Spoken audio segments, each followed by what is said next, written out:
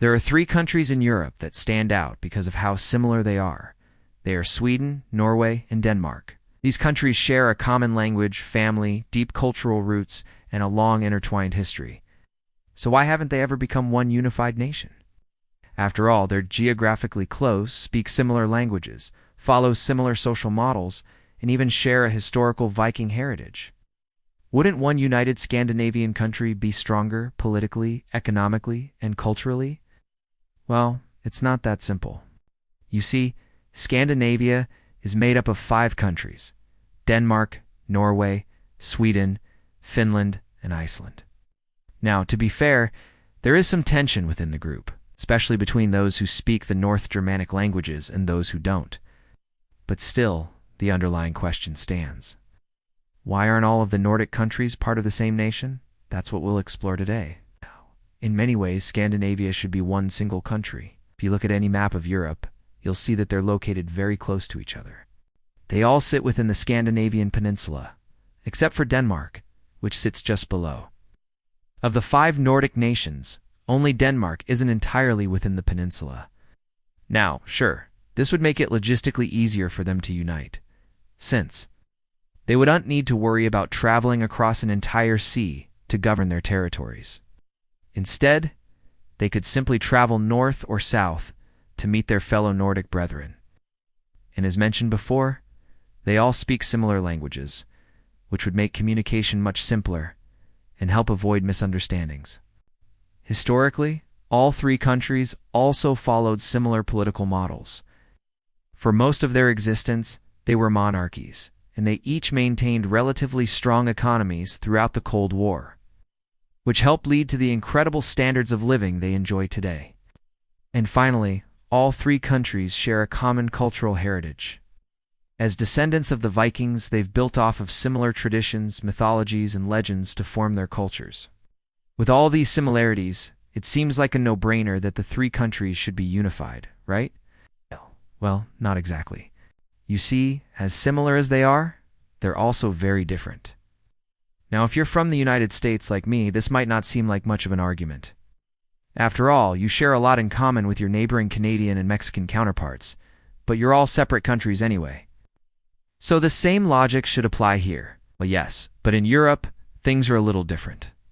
See, Europeans have a long history of uniting into larger entities. France and Germany, for example, both attempted to unite Europe under their respective banners in the past. And even today, there are dozens of political and economic unions across the continent. Now, this isn't to say that Americans don't engage in similar behavior. Just look at the United States itself. At its founding, it was 13 separate colonies that broke away from the British Empire. But after winning their independence, they decided to unite together as one single country. Similarly, the European Union was founded upon the idea of unifying Europe through economics, politics, and culture. In the case of Scandinavia, the desire to maintain smaller, independent nations is even stronger. So why is this? Why do the Scandinavians prefer to stay small? Well, to understand why, we'll have to travel back nearly 1,000 years in time to get to the root of their differences. Before we can answer why Scandinavia remains fragmented today, we first need to address how they came to be so similar in the first place. From a geographical perspective, the Scandinavian peninsula extends from the North Sea in the west to the Baltic Sea in the east, and includes both Norway and Sweden in their entirety, plus parts of Finland and Denmark. Now, while the area is largely mountainous, there are a few low-lying areas where fertile lands and warm climates attract settlers and encourage large populations. Denmark occupies one such area near the center of the peninsula. But unlike its neighbors to the north, Denmark's territory extends well beyond the confines of the peninsula. In fact, most Danes actually live hundreds of miles south of the peninsula on the island of Zealand, which is completely separated from the rest of the country. To reach Zealand, you must either take a ferry across the Sound Strait or head around the southern tip of Sweden. Geographers refer to this division as an example of a fragmented country, meaning that the country's territory isn't contiguous or connected. Instead, it's split into multiple pieces. This fragmentation means that Denmark has always had closer ties to central and northern Germany than it does with its Scandinavian neighbors.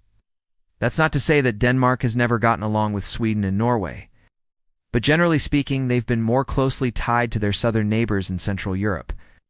This pattern of fragmented settlement also played a role in how the countries developed. Over the course of the Viking Age, starting in the 8th century, Vikings from Denmark, Norway, and Sweden went on to raid, trade, and settle across Europe and even North America. But when it came to governing their own territories, they were less successful. Despite their similar cultures, the Scandinavian peoples were never united under a single empire. Instead, they remained fragmented into numerous small tribes and chieftains. As a result, the three early kingdoms, the Kingdom of Denmark, Kingdom of Norway, and Kingdom of Sweden each, evolved independently of each other and fiercely protected their hard-earned sovereignty. This was especially true of Norway and Sweden, whose mountainous terrain and scattered settlements meant that local lords had to maintain armed forces to fend off attacks. Not only did this keep them from uniting, but it also encouraged competition, which often turned violent. Over the next few centuries, these three kingdoms would regularly wage war on one another, taking turns as the dominant power in Scandinavia.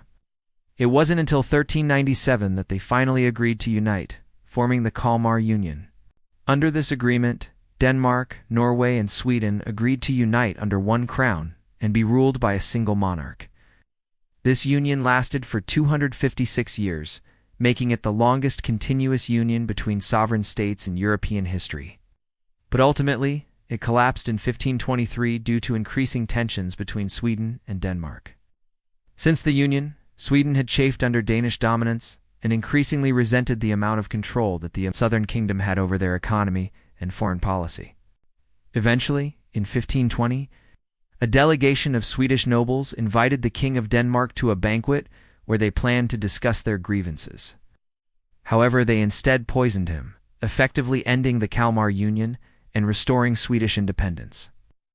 This marked the end of any realistic hopes for a Scandinavian union and instead ushered in centuries of rivalry. Between Sweden and Denmark, the two would continue to clash throughout the 17th century, culminating in the 1655 to 1660 war, in which Denmark was almost driven into the sea. But Sweden's victory ended with the Treaty of Roskilde in 1656, in which they took over the Danish provinces of Skane, Bleking, Halland, and Bornholm. Finally, in 1856, the two nations officially put their rivalry behind them. But the damage was already done. Any hopes for a united Scandinavian state were dashed. To make matters worse, the creation of the Kalmar Union had excluded Norway, which remained a part of the Kingdom of Sweden until 1905. This was despite the fact that Norway had its own distinct language, culture, and history. The union didn't dissolve until after World War I, and so Norway's independence is still fairly recent in historical terms. Since then, the 5 Nordic countries have grown increasingly separate from each other. Politically, Denmark, Norway, and Sweden each chose their own path after World War II, while Sweden maintained a steadfast commitment to neutrality. Norway joined NATO in 1949, and Denmark joined the Warsaw Pact in 1955. Although they left in 1999, in terms of economy, all three enjoy very high standards of living thanks to their abundant natural resources. Norway, for example, sits on one of the largest petroleum deposits on Earth, which has allowed them to maintain a GDP per capita nearly twice that of the United States. But perhaps the biggest reason why Scandinavia hasn't united is the strength of their collective national identity. For each country, being Swedish, Danish, or Norwegian is an important source of cultural pride and distinction. Even today, the vast majority of people identify strongly with their nationality. In fact, surveys show that 97% of Swedes feel very attached to their nationality, as do 95% of Norwegians and 93% of Danes. And even though their languages are mutually intelligible, meaning that speakers from each country can more or less understand each other, each language has its own unique grammar, pronunciation, and vocabulary.